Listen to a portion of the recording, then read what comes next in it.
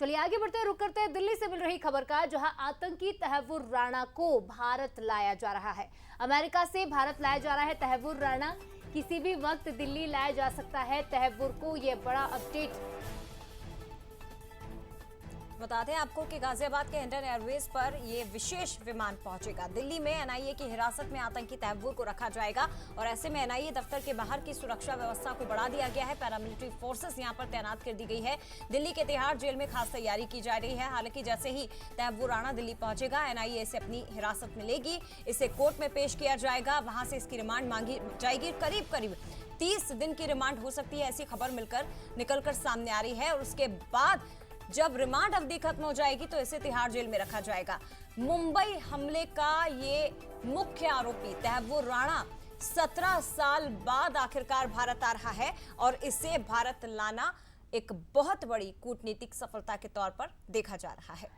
चलिए ये भी जान लेते हैं कि तहव्वुर राणा आखिर है कौन और किस किस कांड में ये शामिल रहा है। तो पाकिस्तानी मूल का कनाडाई नागरिक है तहव्वुर राणा। पाकिस्तान में मेडिकल की पढ़ाई की और सेना में बतौर डॉक्टर काम किया, जिसके बाद पत्नी के साथ शिकागो में शिफ्ट हो गया। इमिग्रेशन सर्विसेज का काम भी किया और इसी दौरान कनाडा की नागरिकता हासिल की।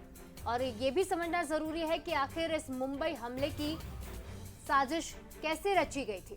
तो चलिए उस पर भी बात करेंगे, लेकिन बता दें आपको तहव्वुर राणा, जिसका जन्म वैसे तो पाकिस्तान में हुआ, आर्मी मेडिकल कॉलेज में इसने पढ़ाई की। पाकिस्तान आर्मी में भी 10 साल तक बतौर डॉक्टर इसने काम किया है।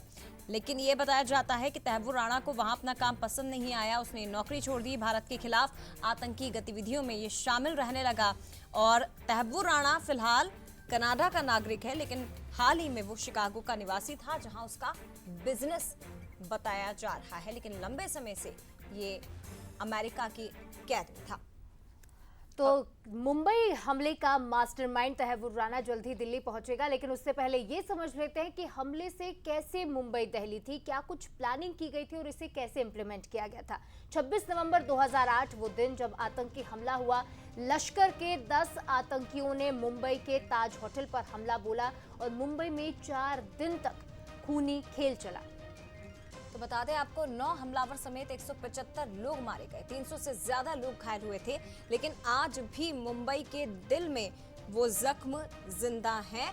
जिन्होंने अपनों को खोया है, वो आज भी इंतजार कर रहे हैं कि तहव्वुर राणा और इसके साथी जो इस हमले में शामिल था, उन सभी को मौत की सजा होनी चाहिए। अब और ज्यादा बात हम करेंगे, हमारे साथ न्यूज़ एट शरद द्विवेदी जी इस पर और ज्यादा जानकारी के लिए, बातचीत के लिए जुड़ गए हैं।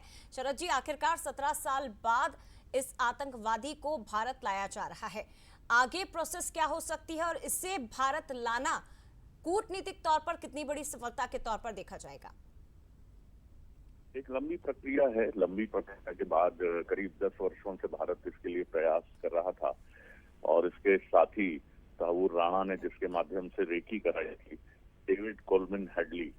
हालांकि हेडली के प्रत्यार्पण को लेकर सफलता नहीं मिली है और वो बहुत ही शातिर व्यक्ति है। हेडली की अगर बात करें, वो हमेशा दूसरों के सर पर जिम्मेदारी डालकर कि मुझे तो मोहरा बनाया गया, इसलिए उसको कानूनी तौर पर भी कुछ मदद मिली है। लेकिन भारत इसके लिए लगातार कोशिश कर रहा था और जैसा हम जानते हैं कि जो 2008 में आतंकी हमला हुआ था, 160 से ज्यादा जानें गई थी, जिसमें 6 अमेरिकी नागरिक और कुछ यहूदी नागरिक भी शामिल थे। तो बड़ा लंबा एक प्रोसीजर रहा। सुप्रीम कोर्ट अमेरिका ने खारिज किया तहव्वुर राणा की याचिका को।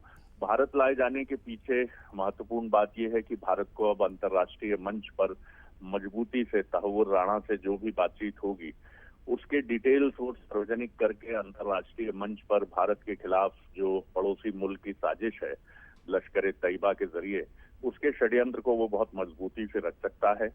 अब ये भी देखना काफी दिलचस्प होगा कि मुंबई की आर्थर रोड जेल में स्पेशल सेल में रखा जाएगा तहव्वुर राणा को, या दिल्ली में भी तैयारी है, तिहाड़ में एक स्पेशल सेल तैयार किया जा रहा है।